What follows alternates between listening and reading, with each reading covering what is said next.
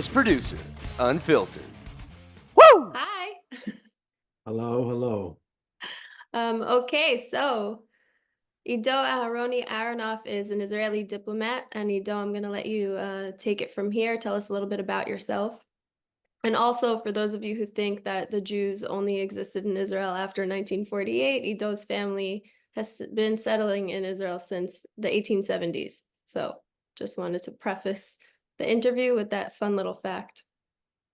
Well, thank you. Thank you so much, Nicole. And we met when you worked on this wonderful series, Spy Ops, which I had the pleasure of participating in that.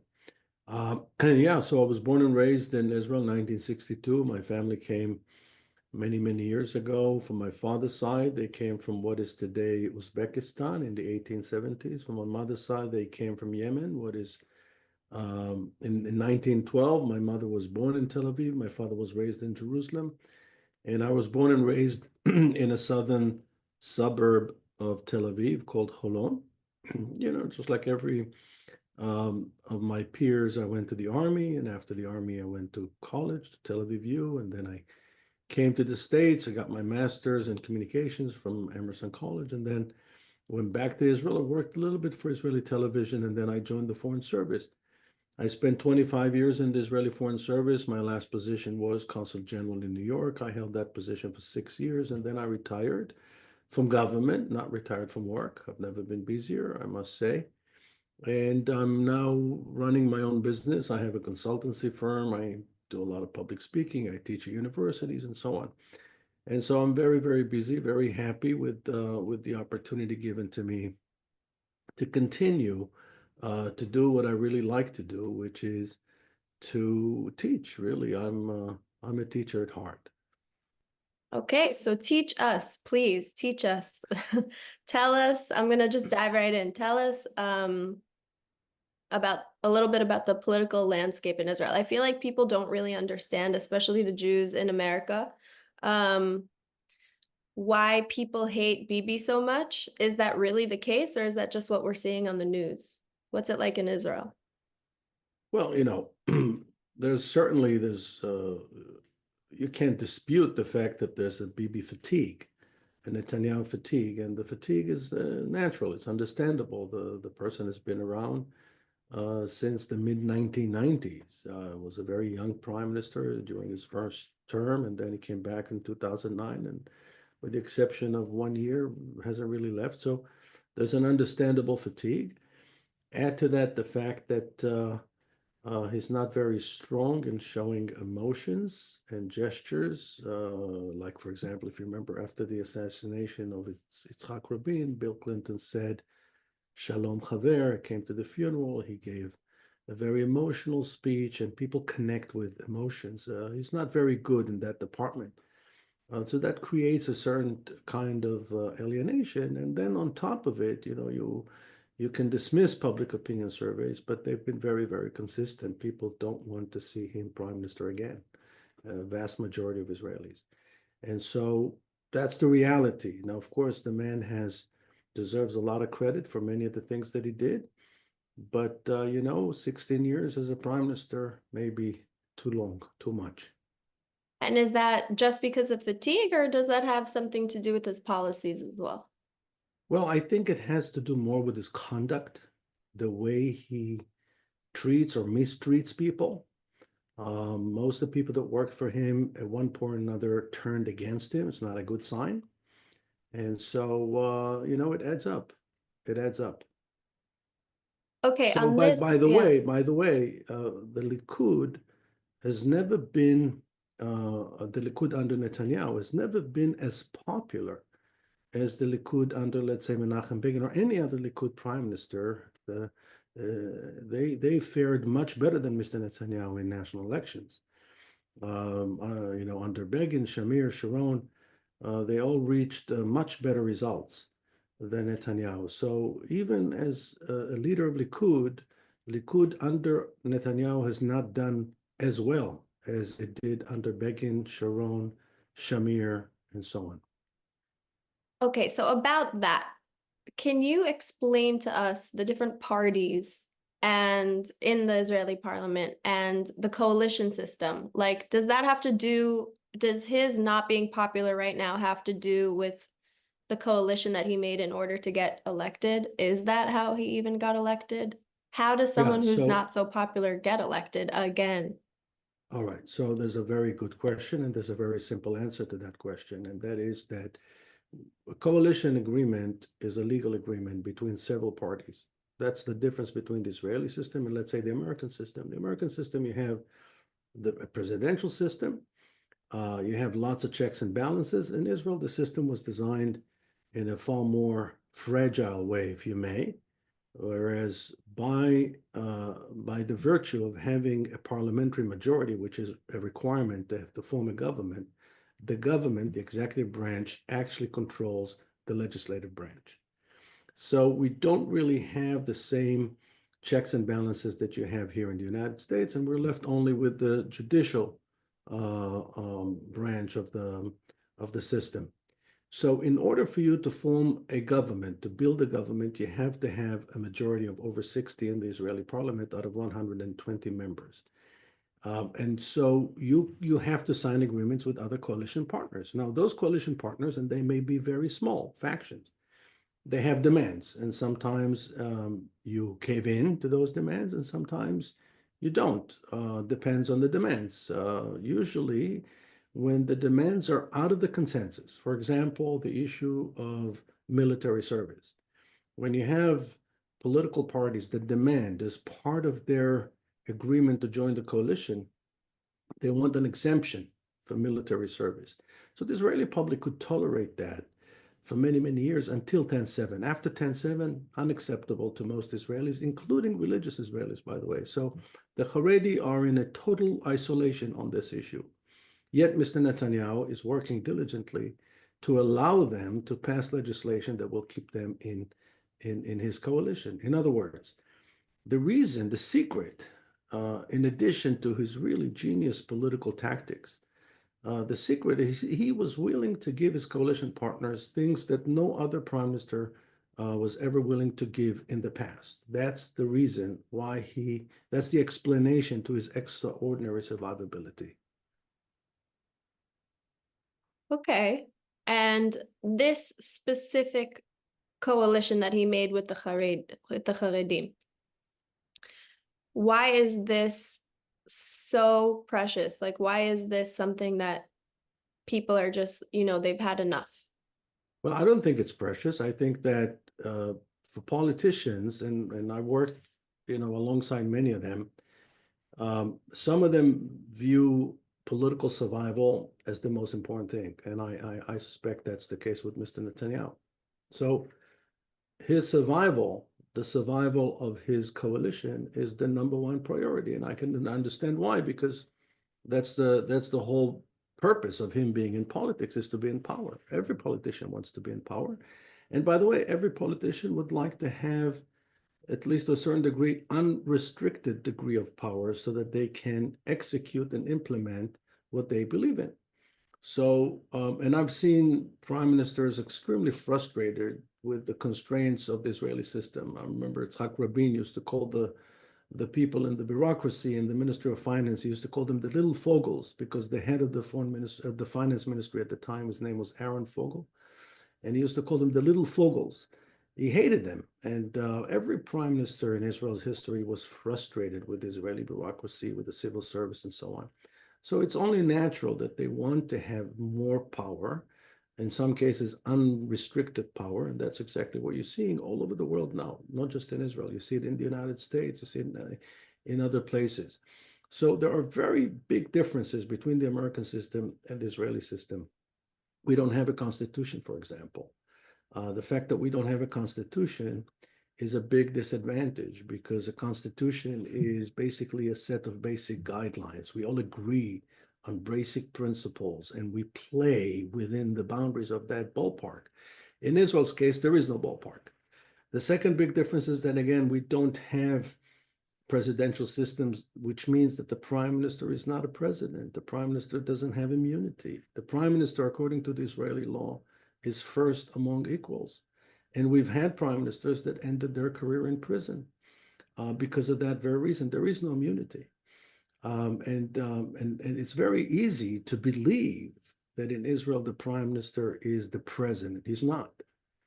And some prime ministers do behave like presidents, and that's the source of their troubles, the legal troubles. In Israel, you don't vote for a person, you vote for a party. So it's not that I vote for Netanyahu. I vote for Likud, headed by Netanyahu. It's a big difference. Legally, huge difference. Another fundamental difference between the Israeli system and the American system is that in the Israeli system, there's a gravitation towards the center. Everybody wants to be a centrist. Nobody wants to be labeled as an extremist or as a radical in Israel. In the United States, what we're seeing is exactly the opposite. The gravitation is towards the extremes of the political system. In Israel, the gravitation is towards the center. It's a very big difference. And again, you can never discount the experience of someone like, for example, Mr. Netanyahu, who's perhaps the best campaigner we've had in Israel's political history, perhaps the most skilled politician we've had in Israel's history in terms of his ability to cut deals and to maintain his coalition. Take the example of Naftali Bennett. He was the prime minister for a year, although there is a consensus that he was a good manager, but he was a complete failure as a politician. He was even unable to keep intact his own little faction of 7 people that he brought into the coalition. He had also selected the wrong people to his party. Half of them left the party and joined the rivals. So there's so much to be said about the Israeli system. It's far more complex than any system that I know. So what is the solution then? Well, I mean, we have to respect the rules of the game. Whoever has the parliamentary majority and is able to form a coalition is governing, and that's exactly what you're seeing now in Israel. There is no political pathway to bring down the government unless it is being brought down from within. Let me give you an example. If President Trump, for example, is going to present a deal with the Saudis that will include some sort of political horizon for the Palestinians, not to mention statehood for the Palestinians, then that would, by definition, present the current coalition with a dilemma which they can't solve. They are opposing any political progress with the Palestinians. And if this is the deal proposed by the president, not to say dictated by President Trump, which also could happen, that he could just simply dictate to Israel, this is the deal. You have to accept it, or all hell will break loose. He can do that. That will ultimately, and I think immediately, will bring down the Israeli coalition. The current coalition will bring it down. There's a scenario where the opposition may approach the coalition and say, if you say yes to the Saudi deal presented by the American president, then we will provide you with a parliamentary safety net, although I don't see the political logic behind it. They'd be better off letting the coalition just collapse. But they may provide a safety net. And we've had that before. When Menachem Begin decided to go into Lebanon, he didn't have a majority. He didn't have a parliamentary majority. He had only 59. And the opposition supported him in his effort to curb Palestinian terrorism in Lebanon. People forget that the only reason we went into Lebanon in 1982, and then it got complicated, but in the beginning, it was because of the unbearable attacks by the PLO at the time from Lebanon to the northern section of Israel, very similar to what Hamas did all those years since they took over Gaza in 2006. Okay, so if you could explain to us, break it down, what does extreme left look like in Israel? What does extreme right look like in Israel? And what are the parties that are attached to those two sides? And then how can you compare that to the center when you say majority of Israelis lean towards the middle?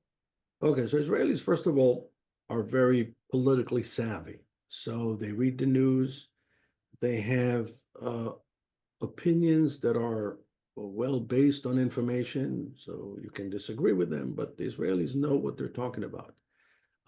They're familiar with the structure of the political system, and above all, they care. You see that in the voting turnout. Voter turnout in Israeli elections is significantly higher than most countries in the West. The exception is municipal elections, where the voter turnout tends to be lower than the national average in elections to the Israeli parliament, the Knesset.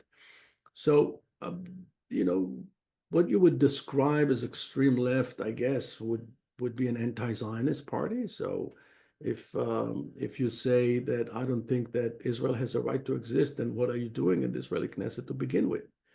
Right? But there are people especially in the Arab parties, not all of them, a small number of Arab members of the Knesset that are anti-Zionists. And there are a couple of Jews also. So you could say that historically the communists were the extreme left. Some factions of the Arab political system belong to the extreme left. And then on the extreme right, you have people that completely deny the rights of every other person who's not Jewish.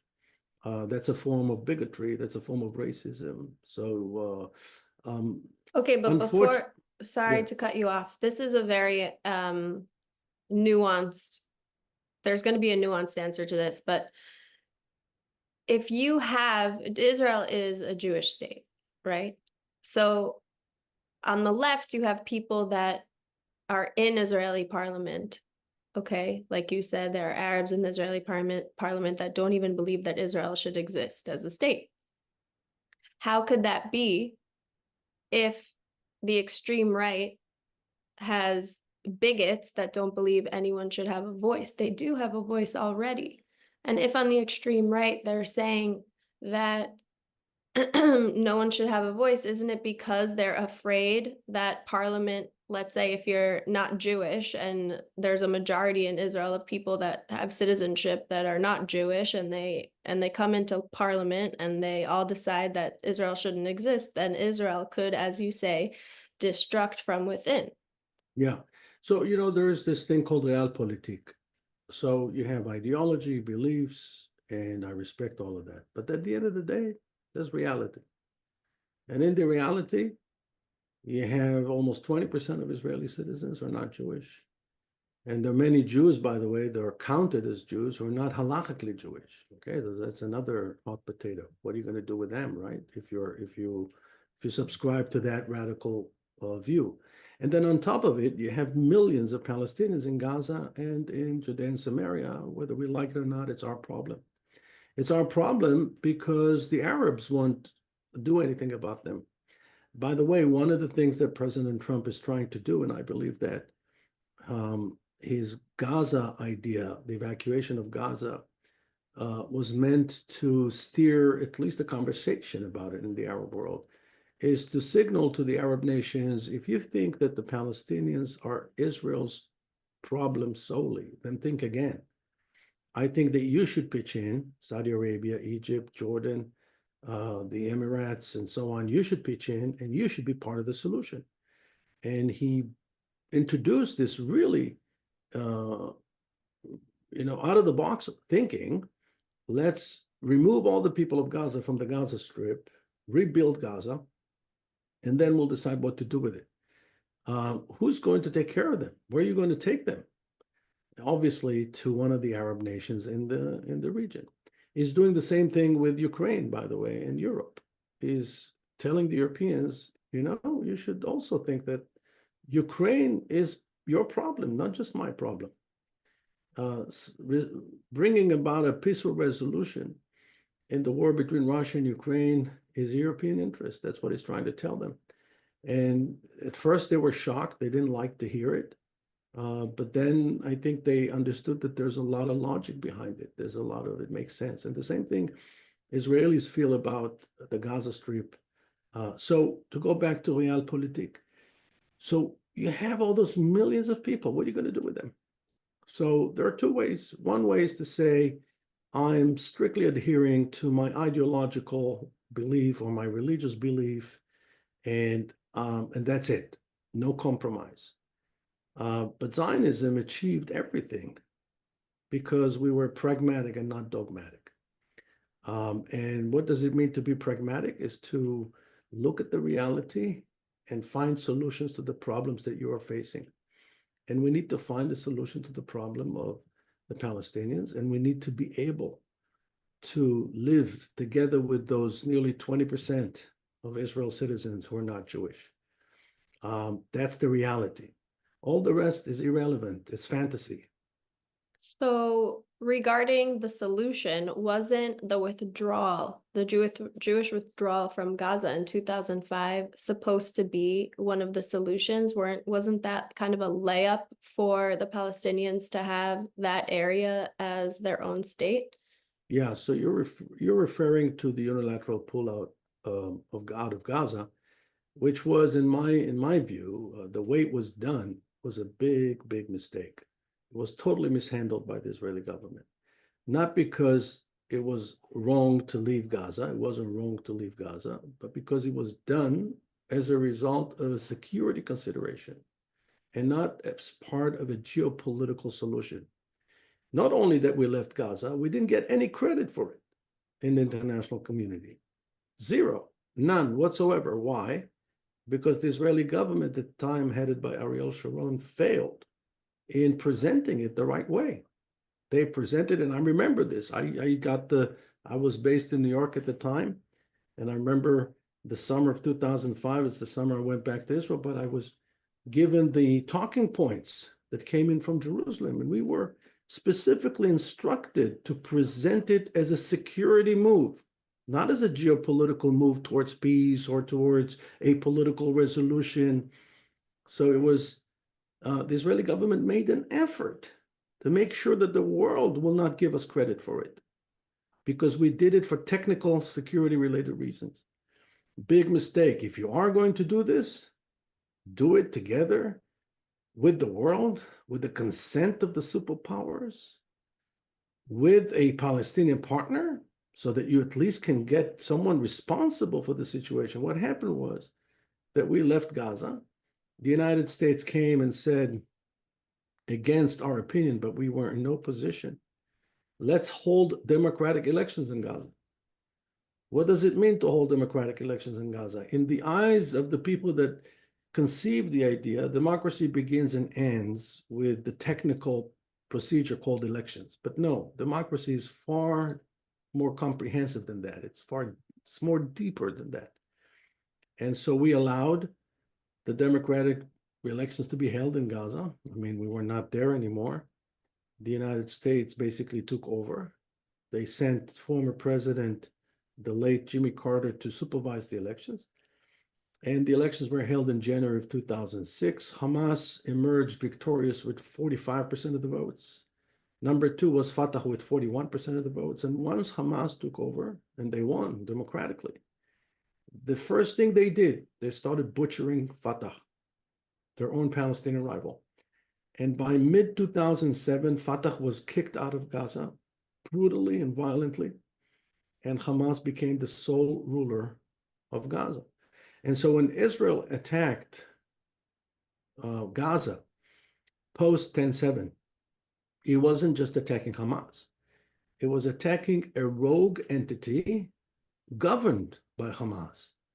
But we view Gaza to be a political entity, more than semi-autonomous, because Israel had nothing to do with the day-to-day operations of Gaza for the last 15 years, right?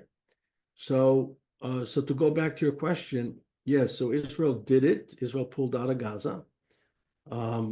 Perhaps it was for the right reasons, but the way it was done was very clumsy, and showed no diplomatic sophistication on the part of Israel's government at the time. So now going back to the political landscape of Israel, when you say most Israelis are leaning towards the middle, what does it look like for them? What does the solution look like for them? So most Israelis care about unity. It's one of the reasons people are very upset with Mr. Netanyahu, that he's not doing enough to unite the people. Is constantly sharing with the public divisive messages, attacking his political rivals as if they're not legitimate. They are legitimate. And it's a binary view of reality. So unity would be the first thing. And again, one of the reasons Naftali Bennett is so popular is because he is speaking that language of unity. He's not being divisive. So that's the first thing that draws people to the center. The second thing is people are tired of talking and dealing with the Palestinian issue. People want the Israeli society to begin a process of internal healing from the inside. And one of the things that divided Israelis in recent years was the attempt of this government, the last several years, to undermine the independence of the judicial branch of the Israeli system. And people, again, regardless of where you stand on this issue, people just want to see the government involved actively and proactively in the healing of the rifts within Israeli society itself. And then obviously people care about, quality of life issues. They want to have better health. They want to know that their tax money is being spent in the places where it should be spent. When people read headlines about the reckless handling of the budget and the really outrageous agreements with the ultra-Orthodox parties, then makes people angry, including myself. I get angry when I see this. They don't serve in the army, and they're being given a disproportionately high number, large portion of the budget. Totally unfair, and Israelis are fed up with that. So, but with regards to this situation specifically, what does the solution look like? Is No, are you there's a nothing to supporter? resolve. Okay. There's nothing to resolve. That's the way the Israeli system is designed. Many people expressed dissatisfaction with the Israeli system over the years, and there were many, many attempts to change the system. Say, we need a presidential system, we need this, we need that, we need a constitution. Maybe a constitution is a good idea. I don't see how we reach an agreement over a constitution.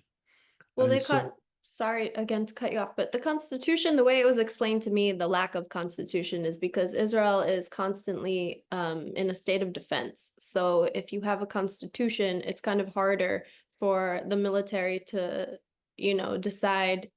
no, it has nothing to do with it. The So what is reason why it? we didn't have a constitution is because Ben Gurion at the time had bigger fish to fry. You have to understand when the state of Israel was founded. So you have to understand the sequence of events. Okay, so there's a UN partition plan in late November of 1947, that says basically the two-state solution, right? The United Nations dictates, let's create a Jewish state and Arab state. The Jews, remember, are always pragmatic. That's what kept us alive, is the fact that we were pragmatic. That's what worries me about people in Israeli political life today that are not pragmatic. Israel said immediately yes, because if they give you something, take it. Take it as long as you can, and then put your foot in the door. Israel says yes. The David Ben Gurion says yes. There's pre-statehood Israel. The Arabs, of course, dogmatic, say no. And immediately tensions rise in pre-statehood Israel, in Palestine at the time. And violence begins, although it's not a full-blown war. But Ben Gurion knows that he has about 6 months to prepare for the war, because once the British mandate ends, and that was the implication really, then he was fully aware of the fact that the Arabs are going to attack. And indeed, when the British mandate ends and he proclaims Israel's independence in mid-May of 1948, so you have from late November until mid-May, that was the time Ben Gurion had to prepare an army. And he did. He did prepare an army. Many volunteers came from the United States. Thousands of them came to help. And remember, we didn't have an Air Force. We didn't have a Navy. We didn't have an armored corps. We barely had any ammunition. And the soldiers were not very well trained. Many of them were immigrants, newcomers. Some of them were survivors. Imagine people that survived the horrors of the Holocaust were prepared to take a rifle and fight against the Arabs, right? And so the war breaks out, and that was the main effort of the government to survive. So Menachem Begin, who was a leader of the opposition, proposed a constitution. He said, "You promised the people that you're going to produce a constitution." But Ben Gurion didn't have the bandwidth to deal with it. They looked at the Proclamation of Independence as a legal foundation for a future constitution. And then, like it often happens in politics, they reached a compromise. And the compromise was that we're going to pass what we call basic laws on major issues like privacy, security, like the IDF law. The IDF exists under law. It's called the IDF law. And all those basic laws one day will amount to a full constitution. That was the logic. And we are, if you may, in the middle of that process.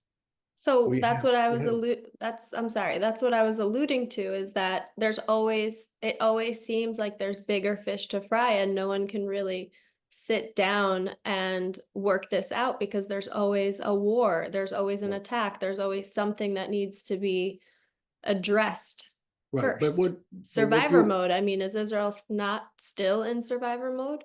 Yes, of course, but there are many other countries. By the way, there are several countries in the world that do not have constitution, but they have instead a very long history of legal precedents, like, for example, the British system or the system in New Zealand.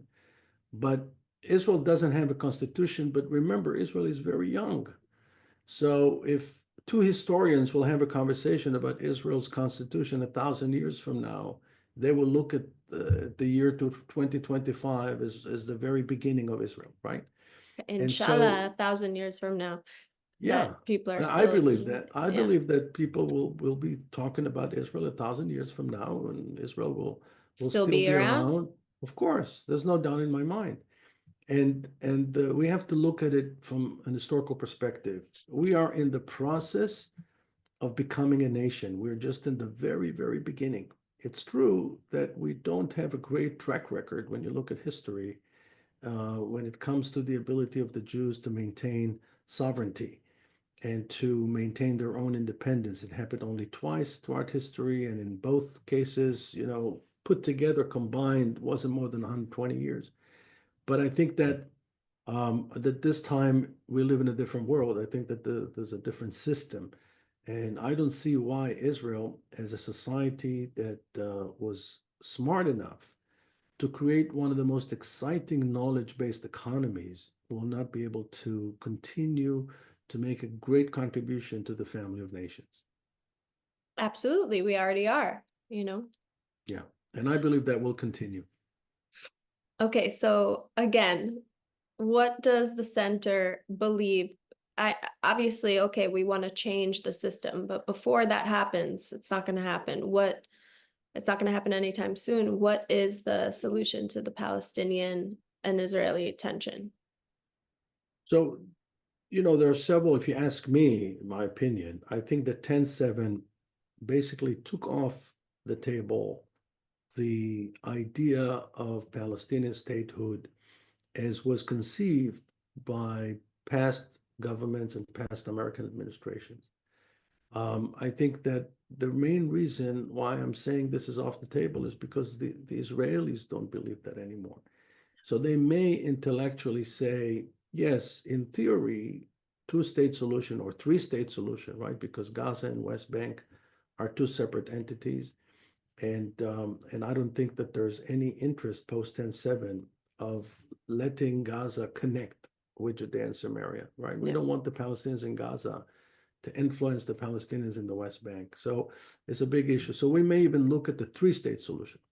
But the Israelis, I think they look What at is it the and say, three-state solution?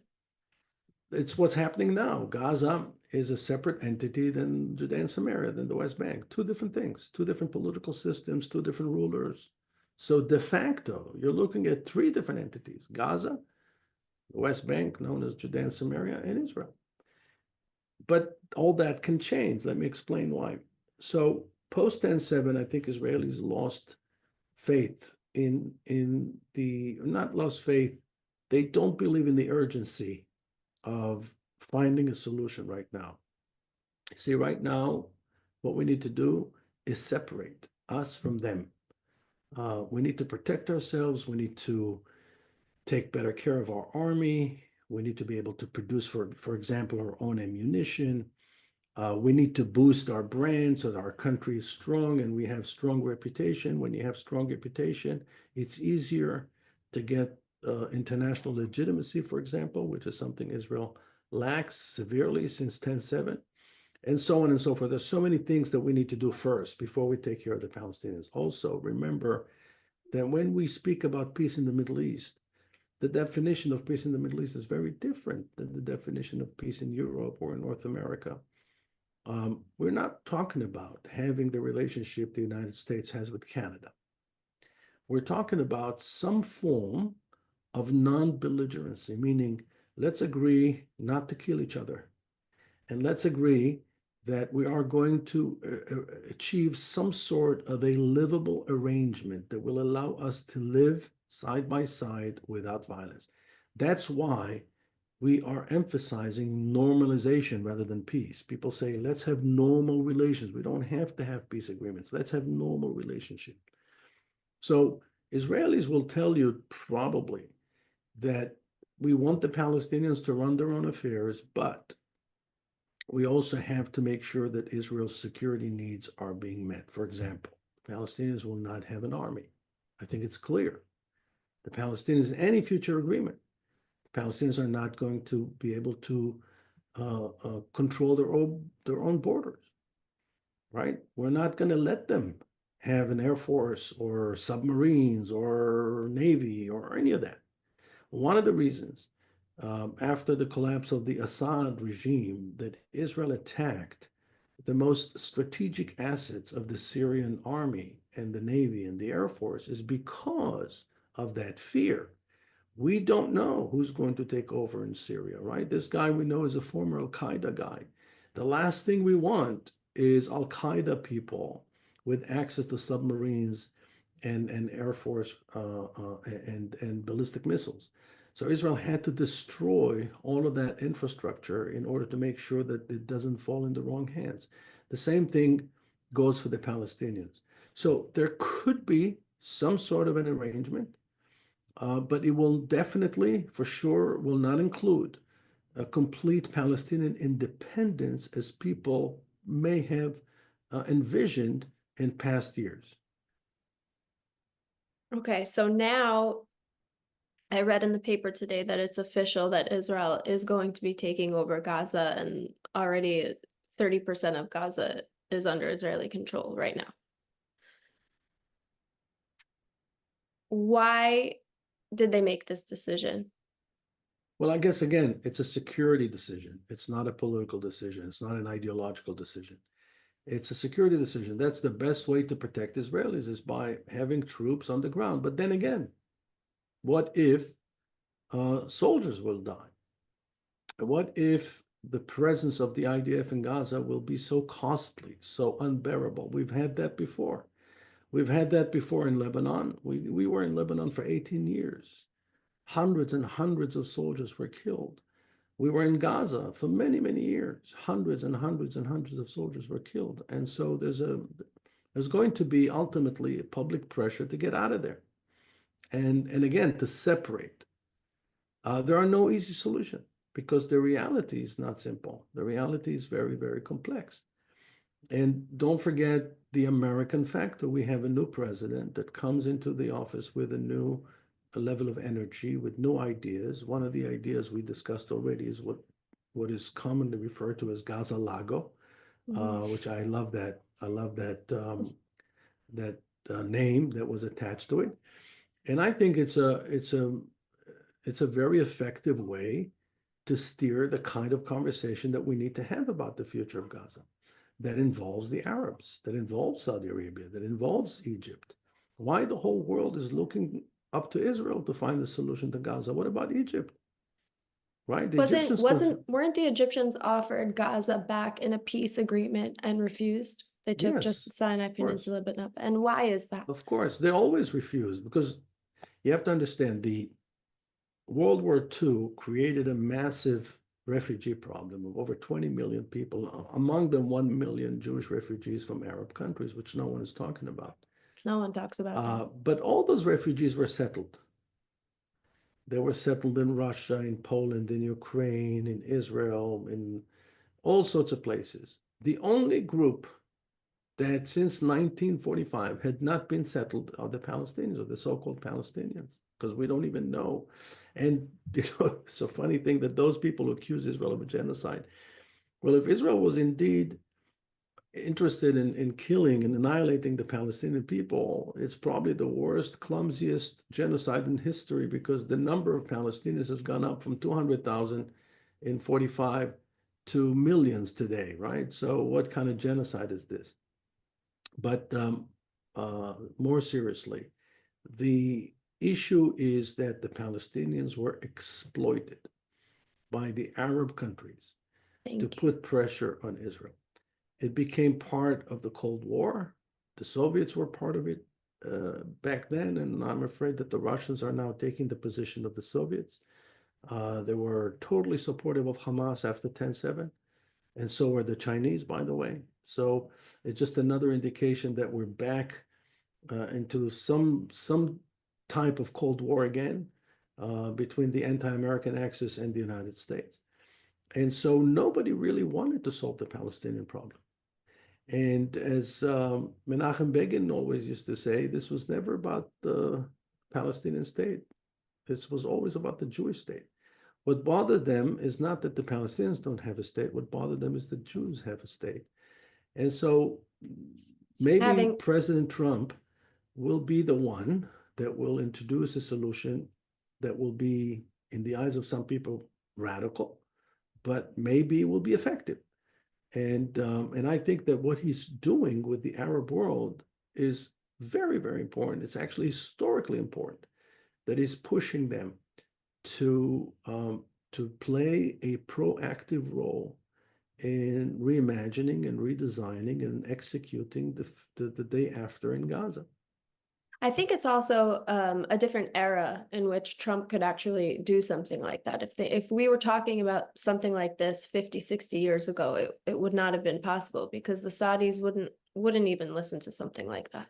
Correct. And there's also the argument of the linkage. So the linkage was a concept that was introduced by the Americans actually in the 1960s, 1970s, that after the Six-Day War, they said, if you want to understand the Middle East, if you want to understand the complexity of the Middle East, you have to understand that everything is linked to the Israeli-Palestinian conflict. So if you want to bring about stability to the Middle East, you have to solve the Israeli-Palestinian conflict first. So it became the top priority.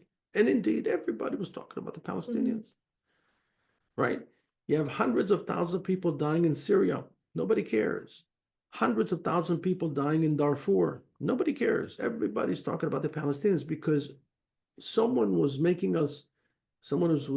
working hard to convince all of us that there's a linkage, right? Everything is linked.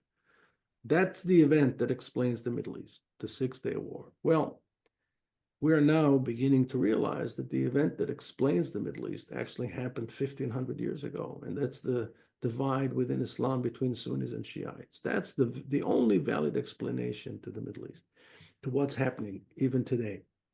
And so when you look at the Middle East today, and and again, when you see President Trump's foreign policy, and I mean, it's too early for me to draw conclusions, but it seems to me that he is working under the assumption that the United States is currently overstretched. And if the United States wants to be able to effectively deal with the number one challenge, I don't want to use the word threat, it's a challenge, which is China, the United States has to basically reconfigure its international presence. And that's what they're doing. And so the world is, in President Trump's view, is divided into spheres of influence. But the Chinese have their own sphere of influence. The Russians have their own sphere of influence. And the American sphere of influence includes on the one hand, Canada and Mexico, but also Greenland and Panama, and also the Gaza Strip.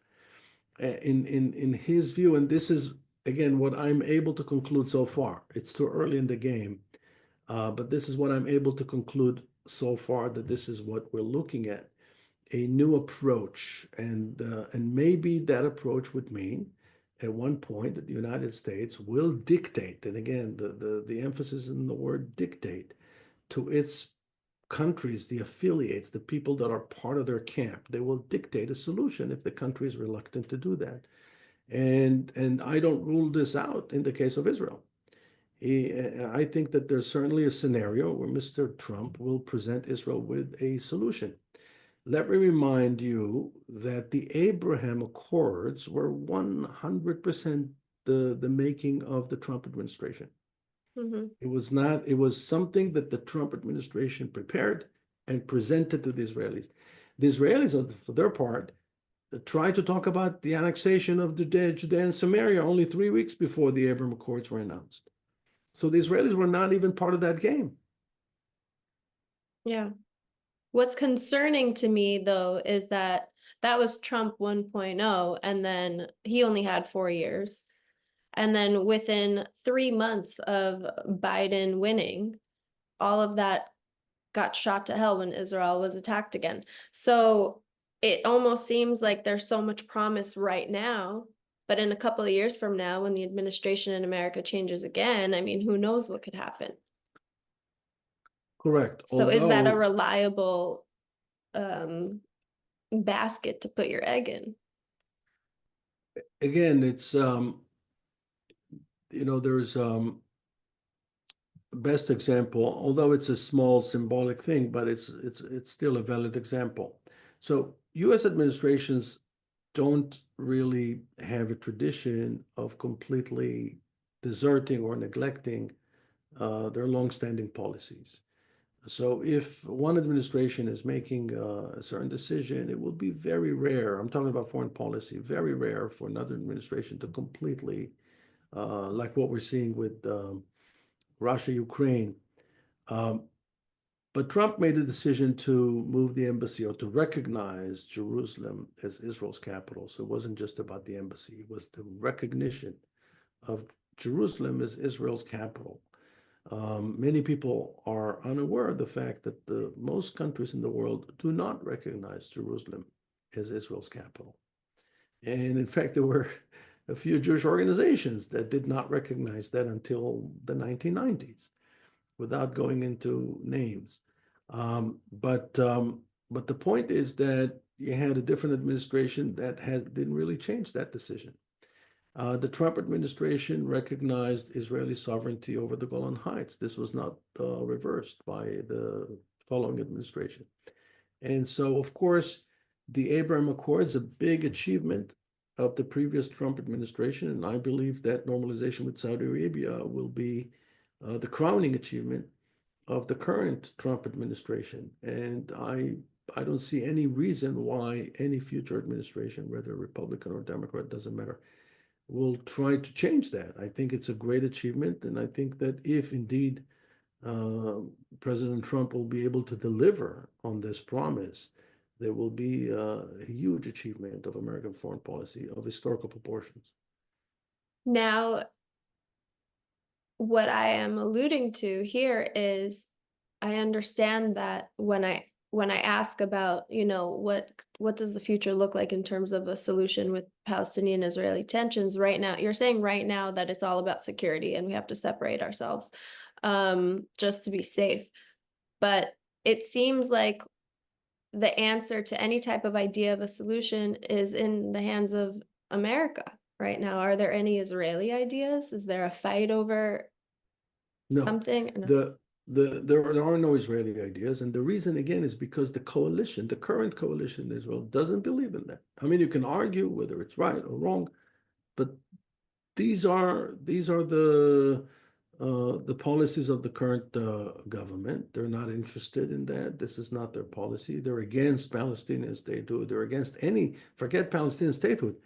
They're against any negotiations with the Palestinians. One of the reasons we are in this predicament right now is because of the fact that this government and previous governments in Israel um, thought naively that we'd be better off with Hamas than with the Palestinian Authority. Why? Because the Palestinian Authority demands negotiations over Palestinian statehood. Because we are against Palestinian statehood, it would be better off with Hamas, because with Hamas, it's not about statehood. And of course, the sour grapes of that approach, we all witnessed and experienced painfully on 10/7. We forgot to do the most basic thing, which is to read the Hamas charter. And we learned a very, very painful lesson. I mean, I still okay, we're talking about the Israelis and what the Israelis are thinking, but I don't understand what Hamas is thinking. I mean, what is their end goal? Talk about their charter. What is Yeah, their end goal? Why are they not surrendering? What are they doing? right. They are radicals, fanatics, religious zealots. You can't reason with them. They operate based on a religious belief. What is their issue? Their issue is modernity. Uh, the enemy is modernity. The enemy is everything um, that negates their fundamental view of the world, which is to go back to the days of thousands of years ago. And one of the manifestations of that, viewing modernity as the enemy, of course, is to relinquish power or control, especially control over women. Boko Haram, which is another radical Islamist organization operating in Nigeria, abducted 300 girls. They did not abduct 300 people, 300 men, 300 boys. They abducted 300 girls. And look at what's happening in Iran when it comes to women and the control over women. And look what the Yazidis did to women and so on and so forth. So it's really about control. It has very little to do.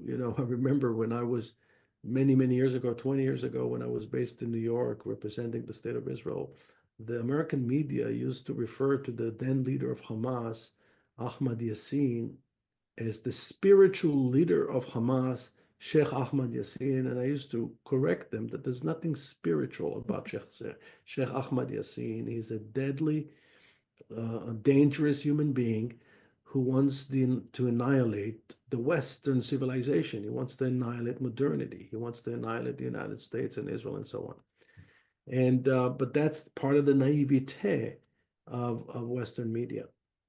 So I'm so happy that you said that word naivete, because I'm just beside myself when I see people who think that Hamas has a point.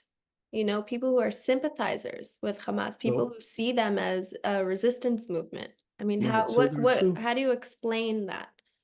So based on my experience, there are two groups that basically say more or less the same thing for different reasons. You have the people that confuse Hamas with the Palestinian cause in general. So they want freedom for the Palestinians, and that's a great thing. There are many Israelis that want the Palestinians to have a good life. I want the Palestinians to have a good life. I'm sure you do.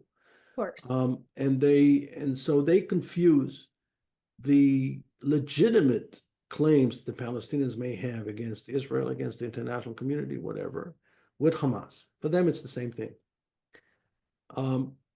I tend to see them mostly, on social media. These are the people that don't really, I'll give you an example. So I was watching this TV show last night, and I usually when I watch TV shows with cast members that I don't recognize, I Google them up and I try to read about them. And so there was one actress from Canada, very young actress, 25 years old, not very well known.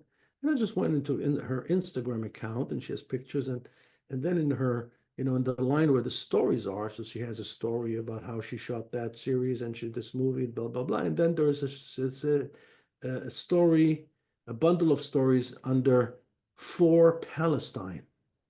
Yeah. And I just went in and I wanted to see what does she want for Palestine. And it turns out that she wants the bombings to end. And it's the only thing she cares about. You didn't see anything there about, not even about Me Too. It was for Palestine was the only thing that existed, which was not personal. So I take this person as a member of that group. Okay, so then you have the second group of people that exploit the Palestinian issue to basically express their most Kamaic, hidden, deep, hatred of Jews in Israel. In that group, I will include someone like Ta-Nehisi Coates, for example, who wrote a book, I'm told it's called The Message, which he starts the chapter about Israel by saying, more or less, he said, I went to Jerusalem to visit, I went to Yad Vashem in Palestine. So in his mind, Israel is so despicable. Israel is such an ancient sin that you don't even mention Israel by name. In his mind, Yad Vashem is in Palestine. Israel doesn't even exist in his mind. The Israelis don't even deserve to be heard in his mind because he wrote the whole book about the Palestinian point of view without even mentioning Israel once, not even interviewing one Israeli for the book, right? And to think that this book was published by a legitimate publisher in America, that an editor actually went over the text and approved it. And so that's the group of people that I call them the new anti-Semites. This is mostly people that think that Israel shouldn't exist. So there's two different groups here. They say the same thing, but they come from two different places. The first group comes from a place of ignorance. They don't know, they're uninterested. The second group knows a lot. And that's why when they make that claim, we shouldn't give them any discounts. We should fight them and fight them I'm grateful for this administration for really sanctioning and punishing heavily those students and graduates that instigated terror and horror on campus and expressed anti-Semitic and anti-Zionist views. And it's very important to understand that if you say that Israel has no right to exist, but you have no problem with, let's say, what's happening in Iran or in Darfur or in China or in Syria, what's the definition of racism? The discriminatory singling out of a group because of its identity. That's exactly what it is. So these people are just modern day racists.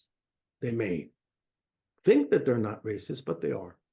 As a pragmatist, how do you approach a situation like that? It seems hopeless because no matter how much, if I say something like, okay, they rejected several peace deals, then someone will just say those peace deals weren't good enough. Like, how do you Right. explain to someone that it's not about the fucking peace deal?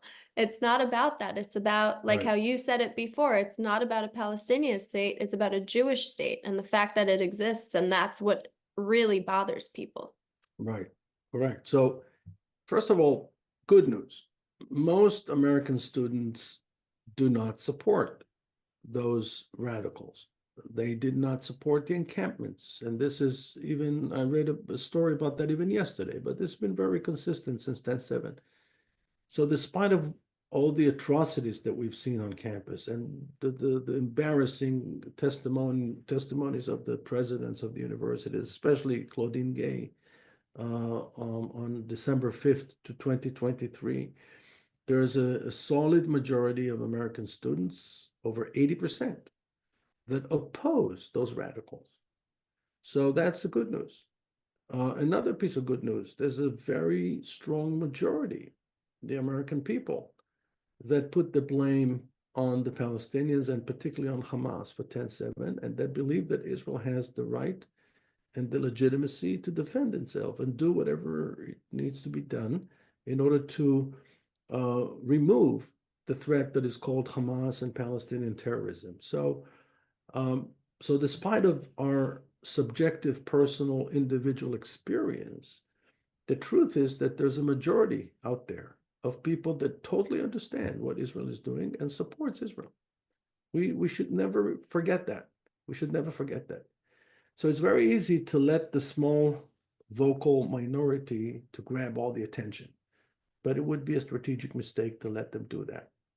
Now, to go back to your question, so if you remember, I spoke about two groups. The first that speaks out of ignorance, and the second that speaks based on knowledge. Those who speak out of ignorance are definitely the majority. I would reach out to them. And the way to reach out to them is basically to expose them to Israel. And unfortunately, and I, I speak of that as someone who was deeply involved. The state of Israel didn't do enough to expose the totality of life in Israel. What we've done over the years is constantly argue about the conflict, having conversations like we're having now, which is good, it's important to have, but it can never be the only conversation you have about Israel. Because if the only thing we talk about are Israel's problems with the Palestinians or with this or with that, then Israel is etched in people's minds only as associated to conflict, bloodshed, danger, and so on. Whereas the reality is that Israel is a real place. And conflict is only one dimension of life in Israel. There are many other dimensions, and Israel can be a lot of fun, and Israel can be very positive, and people actually have a great time when they go to Israel, even during the crisis.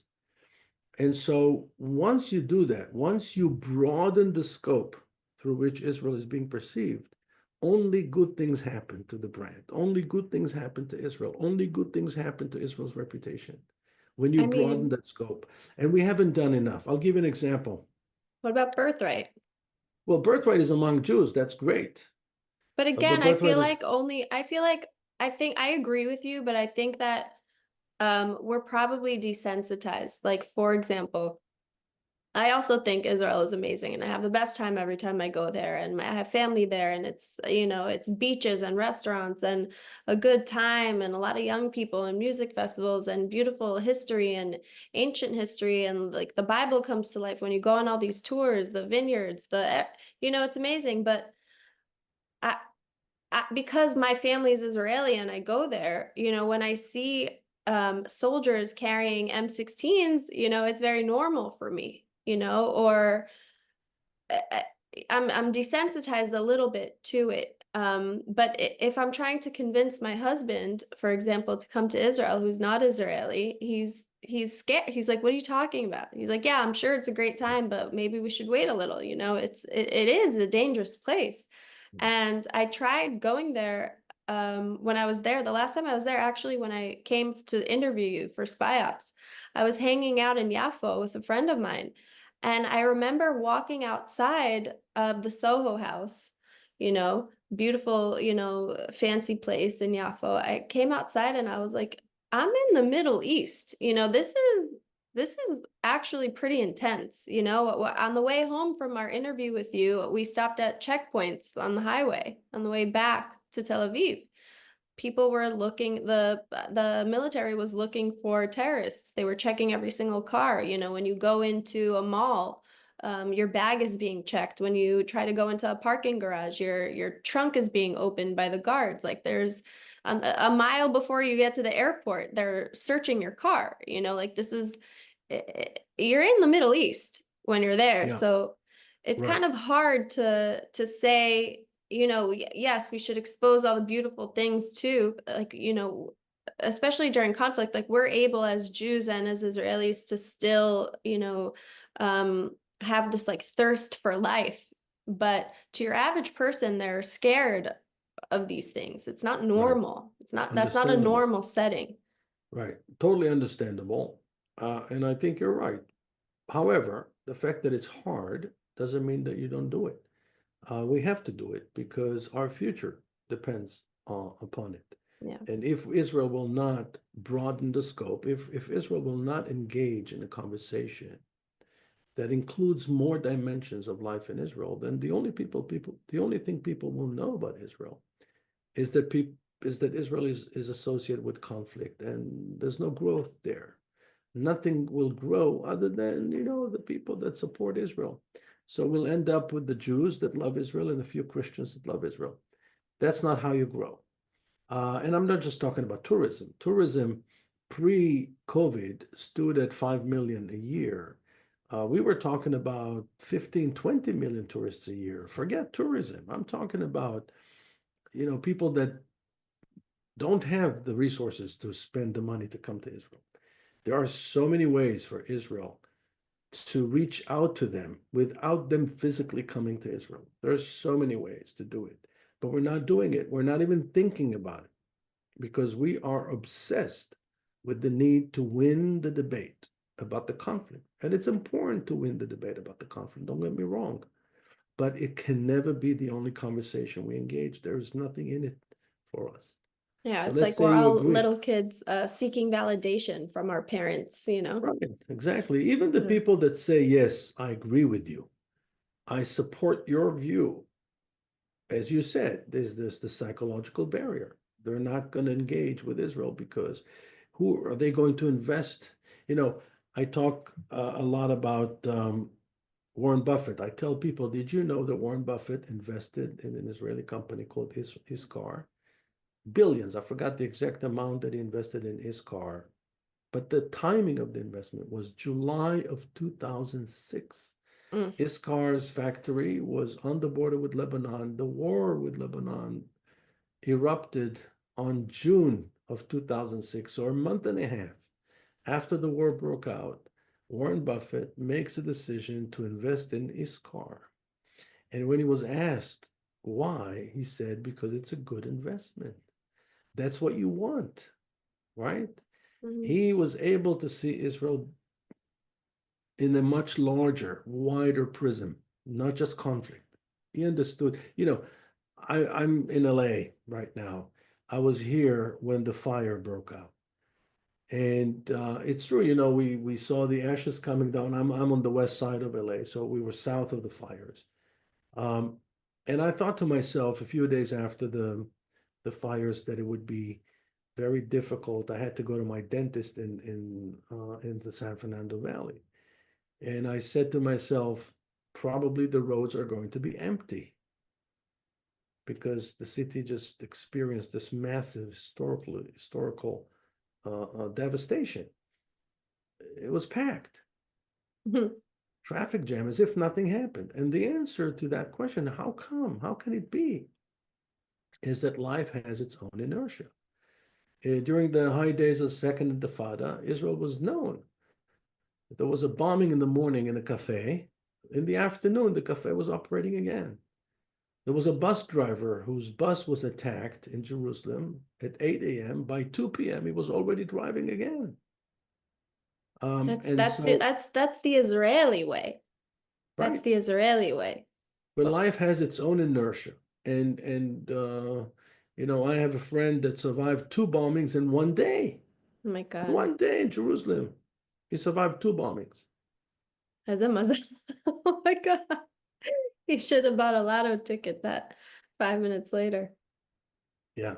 But my point is that life has its own inertia, and we can't let that one dimension of Israel. Now, I know it's difficult to imagine after 10/7 a situation where we don't let that dimension overshadow and dominate the whole conversation. But I'll give you examples from America. How many urban centers we have here?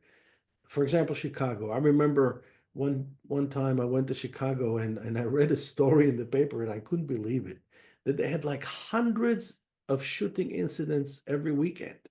Hundreds, not five, not 10, hundreds of shooting incidents. I said, yet I was in Chicago and I felt 100% safe. And we went out. It's a great city, right? So you can't let that element, whether it's crime or terrorism, completely dominate. I lived in New York during 9/11. I was there. I came to New York a few months before 9/11. I was in Manhattan the day of 9/11. And I witnessed the quick recovery of New York.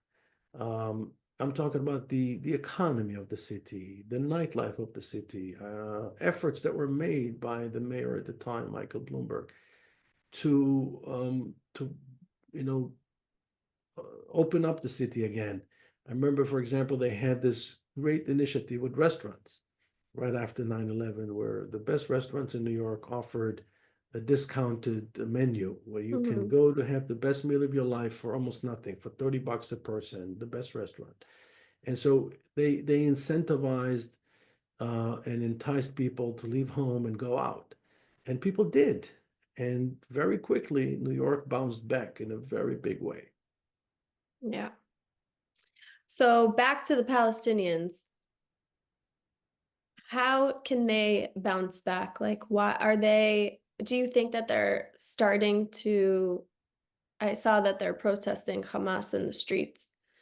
Do you think that that's maybe a glimpse into, I don't know. What do you think about that?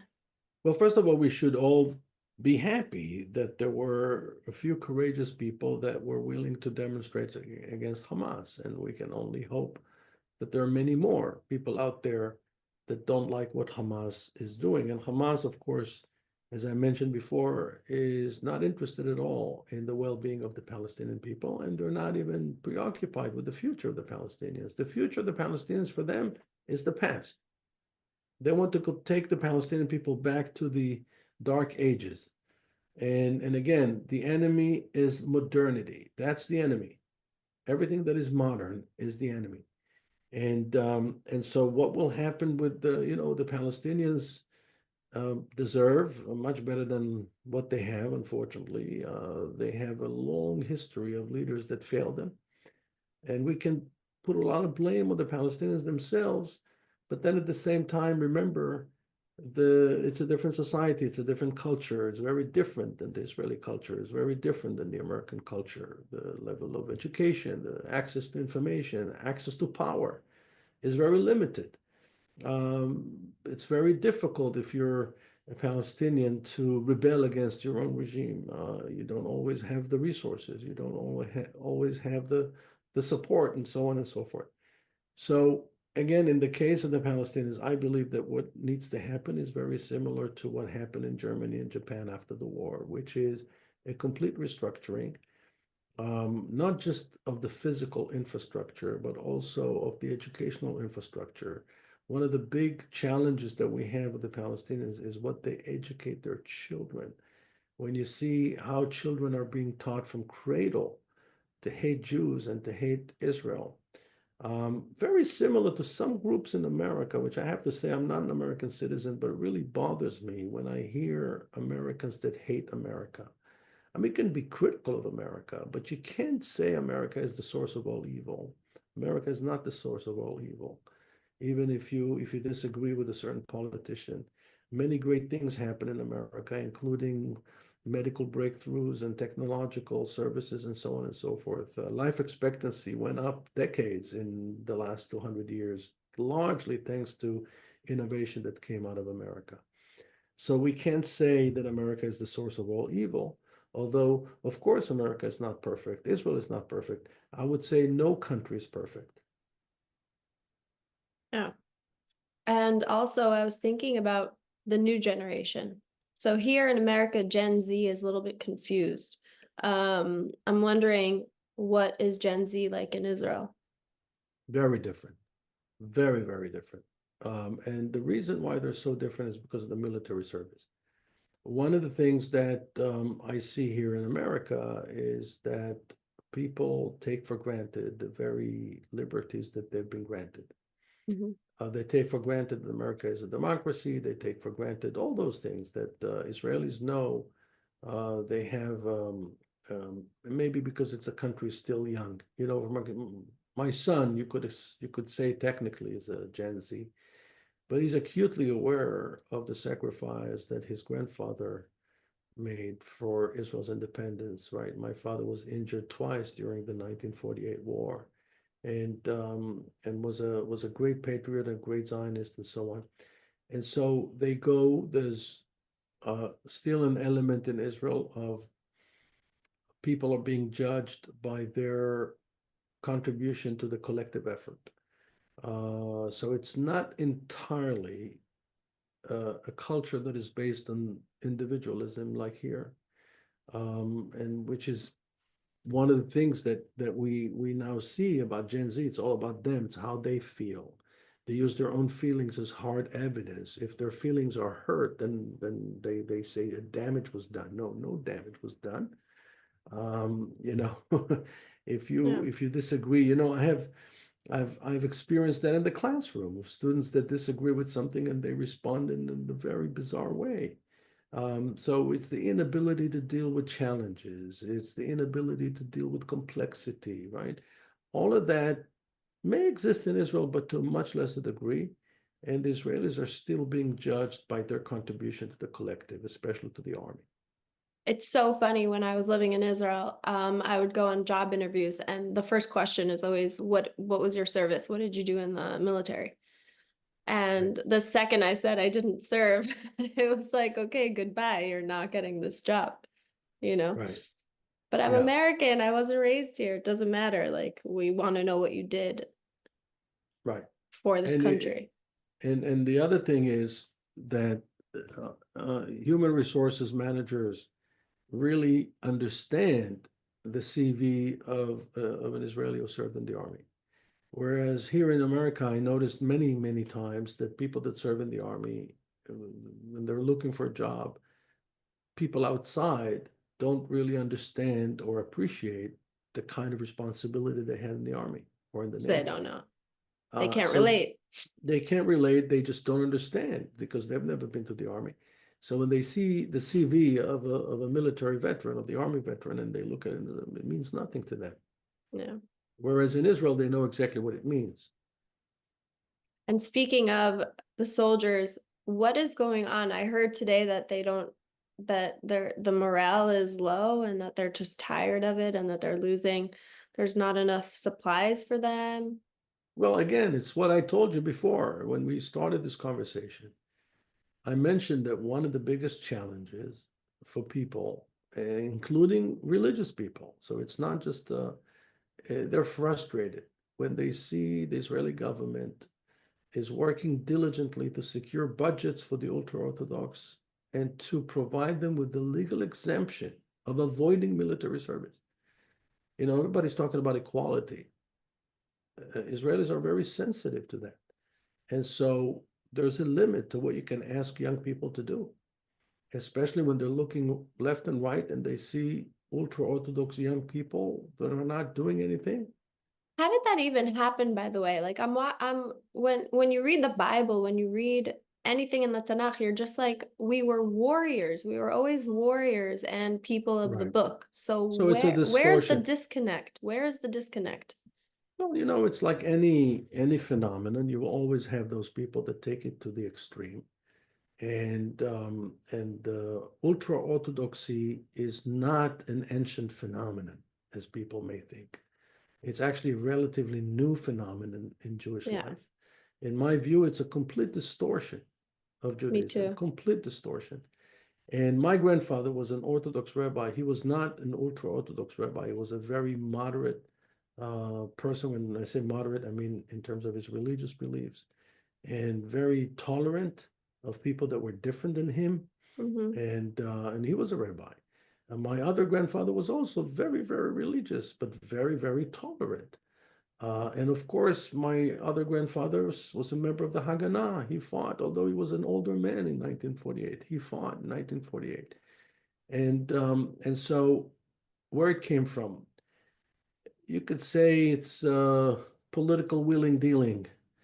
When the state of Israel was founded, the ultra-Orthodox rabbis came to Ben Gurion and they said, okay, um, you know, we want you to exempt those among us who are considered to be the geniuses, what's called in Hebrew the Ilui. The Ilui is the superb yeshiva students. And Ben Gurion said, okay, how many people we're talking about here? They said 400. They said, okay, fine. And everything was okay until Menachem Begin became prime minister in 1977. And Menachem Begin did two things that are the reason for this horrendous situation that we see today. The first thing that he did, he appointed the Haredi. So the Haredim were part of his coalition, but they didn't have any ministerial executive offices, portfolios. But he gave Mr. Lawrence, who was a very shrewd ultra-Orthodox politician, the chairmanship of the Finance and the Budget Committee in the Knesset. Bad idea. And they ruled the Budget Committee for the entire time Menachem Begin was prime minister. It was first Mr. Lawrence and then Mr. Shapiro. That's the first thing they did. The second thing he did, which was horrible, he basically lifted the quota. He basically gave them an unlimited number. And so what they did, they created a whole bureaucracy where every yeshiva boy is Ilui, is a genius. And that's how the numbers were inflated. So a lot of people blame Ben Gurion for it. And it's true that initially the idea, the principle was set by Ben Gurion. But the person who really opened the gates for the flood was Menachem Begin. And he did it, again, naively. He didn't do it because he wanted political power. He thought it was the right thing to do. He had a soft spot in his heart for the ultra-Orthodox. And today, it's a real danger. It's a real danger to Israel. We talk about hundreds of thousands. We're talking about hundreds of thousands. We're talking about over 50% of first graders in Israel today are ultra-Orthodox kids. Oh, wow. I want you to think what it means 18 years from now.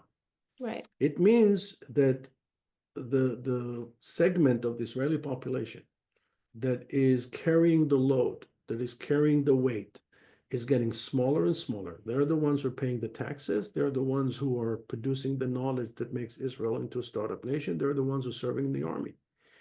And the other sector is growing and growing and growing rapidly.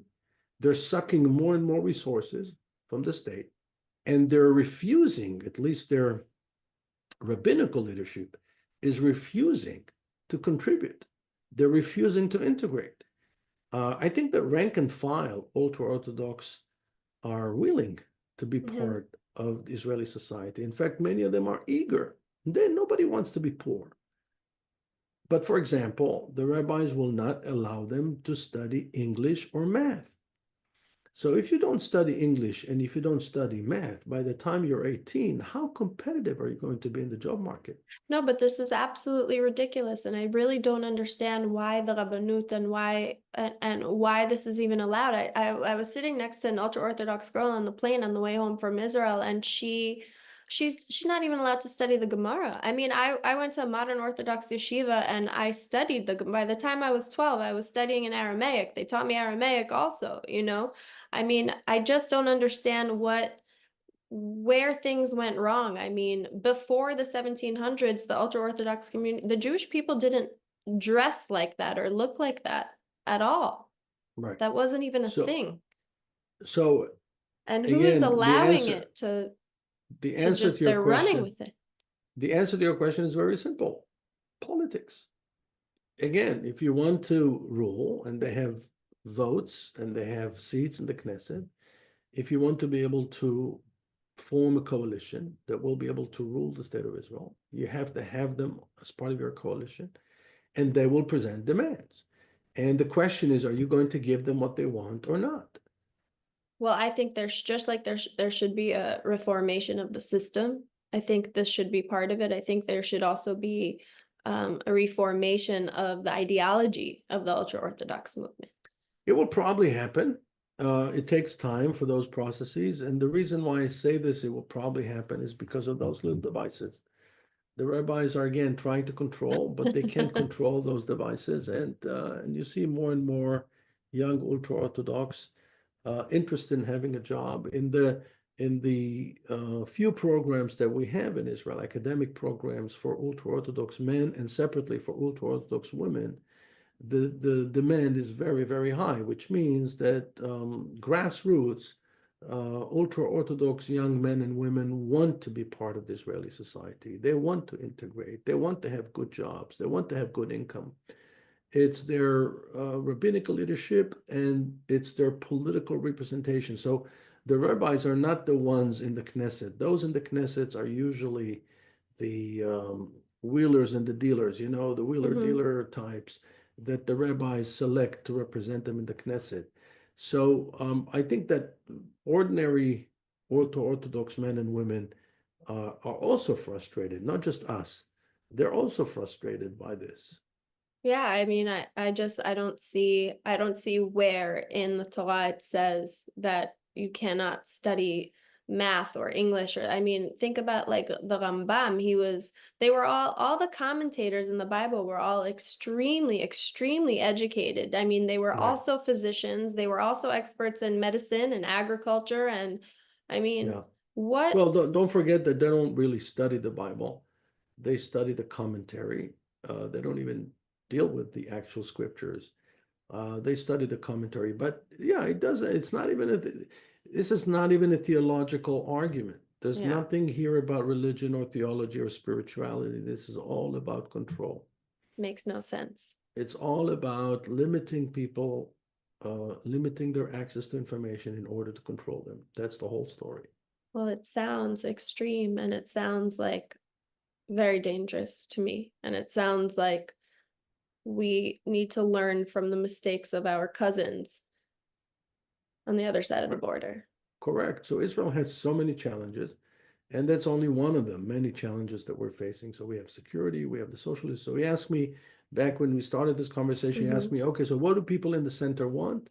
Mm-hmm. The people in the center want a government that will be committed to tackle those issues and to tackle them honestly, professionally, in good faith, with no hidden agenda, no manipulation, no divisions, no divisiveness.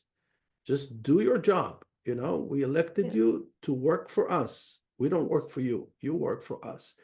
And unfortunately, too many Israeli politicians switch this. You know how it happens in Hollywood? We have lots of actors and actresses in Hollywood that think that we want to hear their opinion when they receive the Academy Award or the Golden Globe. They have political agenda, blah, blah, blah. And people are fed up with it. Mm-hmm. Shut up and act. Yeah. Shut up and play your music. If you're Roger Waters, we want to hear your music. Well, we used to want to Well, hear. we used to. Yeah, nobody cares about what you think about the Palestinians. And the same thing is with Israeli politicians. They bring in all sorts of agendas other than what they're actually supposed to do. Sounds like you guys need to hire Elon Musk. Well, I don't know if Elon Musk is the solution, but certainly as Israel was able to